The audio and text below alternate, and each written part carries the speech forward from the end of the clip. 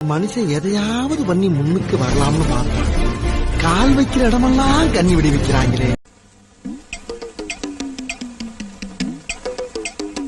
உனக்கு வெக்கமா இல்ல? ஏன் வெக்க பண்ண? இந்த காலத்து இளைஞ பூரா வெக்கம், மானம், சூடு சொன்னா பேங்க்ல பிக்சர் டெபாசிட்ல போட்டு வச்சிருக்கானுங்க. அதனால நாங்க அதை பத்தி எல்லாம் கவலைப்படுறது இல்லப்பா.